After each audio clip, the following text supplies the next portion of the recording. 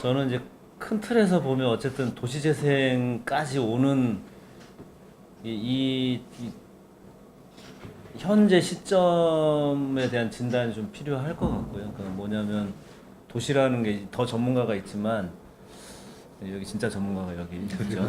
근데 도시가 그러니까 이 관리하거나 이게 뭔가 좀 개선하거나 이런 제도나 툴이 아주 단순한 때는 그냥 선만 그었던 그 시절이 있었던 거고, 그게 이제 뭐 점점점 막 여러 개발 수법들이 있다가 지금은 아 사람이 중심이다 그러면서 또 사람들이 참여하고 뭔가 해갈 뭐 여러 가지 얘기와 이제 제도가 만들어지고는 있는데, 여전히 이제 실제 현장에서는 그냥 거의 형식화돼 있는 이제 그런 게 있죠. 그러니까 뭐 주거환경 관리 사업도 패턴이 비슷하고, 뭐 동네마다 진짜 절실하게 필요한 게 뭐고 풀어갈 방법이 뭔가가, 그러니까 진짜 그 지역 안에서 고민이 된다기보다는 뭐 주민공동시설 넣고 시설 환경 개선 몇 개 하고 다 천편일률적으로, 그건 어쩌면 이제 행정에서 관리하기 편한 그런 방식일 것 같고, 그 활성화 사업도 비슷해요. 그러니까 주거지는 뭐 주민공동 시설을 앵커 시설 이름으로 짓고 시설 개선 조금 하고 공동체 찔끔 뭐 하다가 지속되지 않고, 경제 기반이나 뭐 중심 시가지도 어떤 식으로 이 컨텐츠로 이 지역의 미래의 먹거리를 만들 것인가까지 고민이 안 가니까 이벤트 쫙 깔고. 근데 진짜로 이제 좀 뭔가 이렇게 좀 다양한 버전들이 좀 만들어질 필요가 있다. 그게 이제 한 가지고, 그러려면 그러니까 점점 복잡해져 온 이 제도가 나름대로 발전한 거라고 이제 치면 이런 다양성을 좀 보장할 수 있는 또 다른 버전이 좀 만들어져야 된다. 이제 이게 이제 큰 틀에서의 고민이고요. 그냥 제가 이제 좀 더 집중적으로 고민하는 건 주거지 재생에선 저층 주거지든 뭐 근린 일반이든 주거지 재생에서는 주민들한테 가장 좀 절박한 내용이 주택 개량 부분인데 재생 사업으로는 담지 못하는 문제가 있어요. 근데 이제 이게 옛날로 돌아가 보면 마을 만들기 할 때 이제 아까 박하현 씨가 얘기했던 뭐 골목길 가꾸고 이런 것도 이제 지역을 환경 개선하고 살리는 주민주도 활동인데, 이 결국은 재개발에 싹 밀려서 쓸려 버렸거든요. 근데 주택 개량과 관리에 대한 대책이 없으면 이미 이제 무너진 시장을 뭐 다시 살리지도 못하고 있는 상황에서 도시재생이 이걸 풀지 못하면 여전히 개발 압력에 이제 계속 취약한 재생이 될 거라고 생각이 돼요. 그래서 집수리를 어떻게 이제 활성화하고 이걸 또그뭐 지원할 건지에 대한 고민으로 저는 이제 조금 넘어가고 있고요. 그래서 제 개인은 그래요. 그러니까 전체 도시재생이 해야 될 일은 겁나게 많은데 제 개인적으로는 주택 개량 또는 관리에 좀 뭔가 좀 방법을 좀 찾아야겠다, 역할을 해야겠다, 뭐 그 정도 생각이고, 그게 어떻게 보면 우리 좀 풀어야 될 숙제 중에 하나. 중요합니다.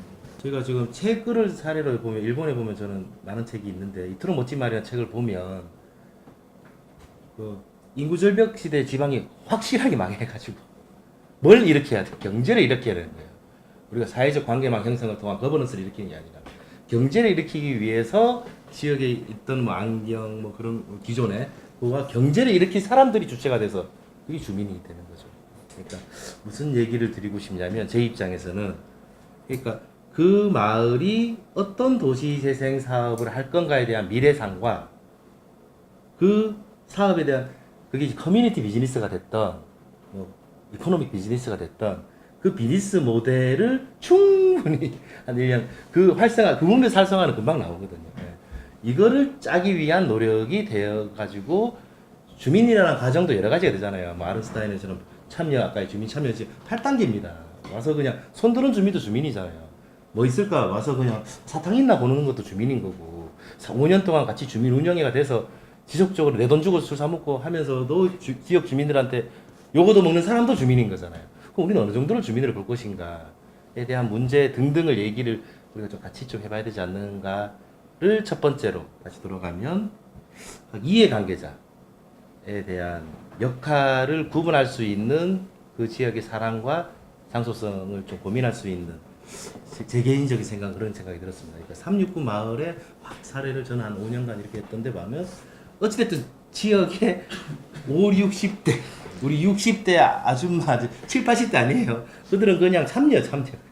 오세요 하면 잔치 오시는 분들인 거고 지역에 있는 우리 5, 60대 아줌마들의 소일거리, 아르바이트거리 만드는 게 우리의 목표로 5년 했어요. 지금 그거 만드는 거예요 지금. 그래서 앵커 시설도 그렇게 돌아가고 뭐 이런 식으로 막고 될지 안 될지도 모르겠어요. 아직도 우리 분야에서 나뭐 뭔지 모르 이러고 있어요. 그러니까 말씀처럼 그거를 제가 짠 거죠. 그것도 문제인 거예요.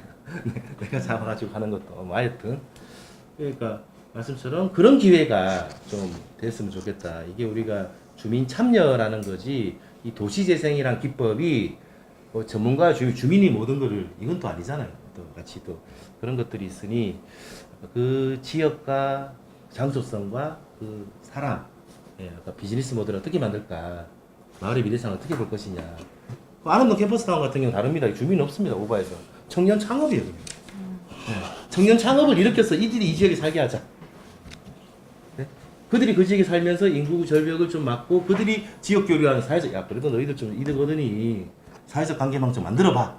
주민들한테 과외 이런 것 좀 공짜로 해줘봐. 뭐 이것도 의미 있는 거잖아요. 그러니까 말씀처럼 전반적으로 우리가 모든 뭐 인본적인 아니면 뭐라고 해야 되죠? 인본적인이죠. 그래서 우리 관계는 먼저 우리 지역에 있는 주민이 주도 모든 걸 주도할 수 없는 상황에 대한 문제나 주도를 해야 된다는 상황을 얘기하기보다는 좀 우리가 어떤 그 재생의 사업에 현재 전반적으로 다 우리 주광역 관리 사업 6개, 7개 하지만 이거 다 다르잖아요, 지역에. 성곽말의 특징은 우리 북쪽말도 저희 말도 주도성 없습니다. 그래서 외부의 유입을 해야 돼요. 근데 그 외부의 유입을 어떻게 할 것이냐. 사회적 경제를 하자. 뭐 이런 얘기 해야 돼요. 충분한 검증 좀 해가지고 퉁퉁 치고 한 2년 해봤더니 너 정도면 우리 주민들 돈 벌어서 우리 주민들과 같이 하려고 하구나. 뭐 이런 정도 식으로. 그게 저는 커뮤니티 비즈니스라고 보고 있거든요. 커뮤니티 비즈니스를 하기 위한 5개 단계가 있다고 보면 그 단계를 위해서 어떻게 해봐야 된다. 이게 나름의 뭐 재생 사업의 수단이 아닌가 싶은 생각을 좀 하고 있었고요. 그럼 두 번째는 아까 말씀처럼 그러면 아까 참여에 대한 얘기인데 그거는 참여에 대한 내용으로는 또 이해관계자, 행정과 우리 용역사나 활동가 또한 우리도 뭐 그렇다고 볼 수 있잖아요. 전문가적 소양을 갖췄다고 갖춰야 되는 거잖아요. 와 주민, 일반 주민도 여러 개 열릴 것 같아요. 좀 약간 임원처럼 주최하는 분. 그다음 재개발 해제되는 지역에서 뭔가 계속 큰 소리 쳐서 얻어가려고 하는 주민도 주민이잖아요. 그리고 아무 도시에서 인명적인 이 사회에서 하루 종일 워라밸을 꿈꾸는 주민도 주민이잖아요. 참여 못하지만. 하여튼 등등. 그런 거버넌스를 어떻게 일으킬 것인가. 항상 열려가지고 어떻게 토론을 일으키고 할 것인가에 대한 그게 이제 거버넌스가 아닌가 싶긴 한데 거버넌스를 일으킬 수 있는 그런 시도가 먼저 좀 돼야 돼. 그렇지 못했다는 거죠, 사실은. 우리 1년이 다 부분별 사업으로 보고 했다는 거고. 그래서 마지막으로 말씀드리면 활동가는 주민이 아닌데 라는 생각을 좀 마지막으로 좀 드리고 싶어요. 그러니까 우리가 얘기하고 싶은 건 활동가가 주민과의 관계망을 어떻게 가져갈 것이냐. 어떤 말은 주민이 거의 뭐 없다는 거죠. 그러니까 확실하게 미래상 전략을 잡아서 주민 대신해 준다는 활동가도 아주 고생하시는 거죠. 하지만 내가 2년간 하고 나머지 주민 중에 활동가를 만든다라고 할 수도 있겠죠. 등등을 보고 결론은 역할인 것 같아요. 성북구 주민분들은 그래도 비교적 다른 지역 분들보다 굉장히 시민의식이 높으신 분들이 많다라는 거 저는 좀 자랑스럽게 생각하는 부분이고요. 그리고 또 그만큼 협력할 주체가 굉장히 많다라는 것도 굉장히 자랑스러운 마음입니다. 특히 지금 전국적으로 도시재생 뉴딜 사업을 엄청 많이 선정을 하고 있잖아요. 근데 우리 흔한 말로 선수가 없어요. 근데 이제 성북구처럼 이렇게 선수가 넘쳐나가지고 외주 이렇게 다니는 분들이 많잖아요. 그러니까 저희는 진짜 굉장히 많은 메리트를 가진 지역이라고 생각하는데요. 그럼에도 불구하고 이제 도시재생이 사업으로 접근을 하다 보니까 정말 온전히 상향식으로 진행되지 못하고 이제 하향식으로 가는 부분들이 굉장히 많이 있어요. 여전히 주민 참여를 독려를 하고는 있지만 뭐 예를 들어 뭐 계속 말씀하셨던 뭐 사업지 선정에 대해서 이런 부분들부터 해서 사실 이런 부분들이 한계가 있어가지고 희망지라는 사업 유형이 나타났거든요. 먼저 주민들이 관심을 있게 참여를 유도하는 거죠. 그래서 사실 도시재생대학이 엄청 다 천편일률적인 그거 커리큘럼을 가지고 있는 것처럼 보이지만 사실 이게 많은 다양한 관심사를 여기 도시재생대학 안에서 보여주면서 참여를 유도하게 하는 그런 측면들이 있거든요. 그리고 심화 과정에서는 이제 도시재생에 대해서 알아가는 과정이 있고 그 이후에 뭐 해설과 양성 과정이라든지 더 심화적으로 이제 도시재생에 대해서 주민들이 알아가게 되는 과정들이 있는 거예요. 근데 사실 이렇게 역량 강화가 되려면 시간이 굉장히 많이 필요해요. 근데 이게 성북구만의 문제는 아니고 전국적으로 도시재생을 왜 우리는 구나 시나 국토부 중앙부처에서 정해준 5년 안에 2년 안에 3년 안에 해야 되는 걸까요? 이런 것들을 저는 사실은 성북구에서 실험적으로 이 기간 없이 해보면 어떨까 하는 좀 생각도 여기서 들었고요. 그리고 이제 세 번째로는 기반 시설이나 사회적 관계 뭐 이런 경제적인 지속 가능성을 위해서 우리가 도시재생을 하는 거잖아요. 라고 이렇게 사업적으로는 말을 하거든요. 경제적, 사회적, 문화적 재생 이렇게 아니면은 기반 시설 재생 이렇게 하는데 환경 재생을 하는데 실제로 그 결말에는 이제 사회적 경제를 추구하도록 많이 유도를 하고 있어요. 근데 저는 지금 이제 삼덕마을에서도 해보면서 그렇지만 주민들이 아직 사회적 경제를 할 준비가 되지 않은 지역도 되게 많거든요. 그런데 좀 쥐어짜듯이 굳이 사회적 경제를 만들어라 이렇게 하는 느낌이 너무 많이 들어가지고 저희 주민들은 굉장히 스트레스를 많이 받고 있는 상황이에요. 네, 그래서 그러면서 이제 어쨌든 우리가 사회적 경제랑 사회적 경제, 사회적 재생을 같이 가지고 가야 되는 건데 돈이라는 주제가 떠오르면서 사회적 관계가 무너지기 시작한다. 이게 어떤 의미를 가지고 있는가 이런 정도 우리가 좀 더 고민해봐야 될 것 같고요. 그리고 네 번째로는 우리 성북구에 진짜 잘 되는 마을이 너무 많거든요. 특히 그리고 성북구뿐만 아니라 강북구도 되게 잘 되는 마을이 많고 도봉구도 다 잘 된다고 막 하니까 근데 도대체 저는 잘 되는 마을 좀 자랑을 안 했으면 좋겠다. 왜냐면은 우리 마을 그 자체만으로도 굉장히 잘하는 동네라고 생각해요. 이 존속하는 자체만으로도. 그런데 서로 경쟁하듯이 이거를 막 서울시 온 동네 장터 이런 거 하고 하면서 좋은 사례를 많이 보여주시거든요. 좋은 사례 좋은데 서로 너무 이렇게 잘 된다고 칭찬을 하고 어느 지역 그게 또 시즌마다 다르더라고요. 예를 들어서 지금 화두가 청년이다 그러면 청년 잘 되는 동네 막 가서 벤치마킹하고 그 다음에 봉제 잘 되는 동네 유행이다 그러면 다 거기 가서 하고 이게 또 에너지 잘 되는 동네 있으면 또 에너지 다 가서 하고 이게 다 시즌별로 다 유행하는 게 또 다르더라고요. 도시재생 하는 데서도. 근데 이런 부분들이 우리 마을만의 좀 자신감 이런 거 정체성을 꼭 잘 가지고 가는 것도 중요하다라는 생각이 들고 그리고 이제 아까 말씀하셨던 참여 유도에 굉장히 긍정적인 역할을 하는 공모사업 있잖아요. 근데 저희 도시재생 지역 같은 거 주거환경관리사 끝난 마을 같은 경우는 성북구에서 특화 공모사업을 특별히 열어요. 근데 이런 부분들이 사실은 처음에는 이제 약이 되기도 하지만 점점 독이 되고 있다라는 생각도 많이 들더라고요. 공동이용시설 운영을 위해서 어쨌든 관리비나 운영비를 마련해야 하는 상황에서 그런 공모사업이나 또 최근에 심지어 이제 공모사업도 이제 제가 사실 주민들한테 지양하도록 했어요. 왜냐면 자립심이라든지 스스로 설 수 있어야 되니까. 근데 공모사업 일단 성북구에서 특화마을로 이제 100% 거의 주는 식으로 하거든요.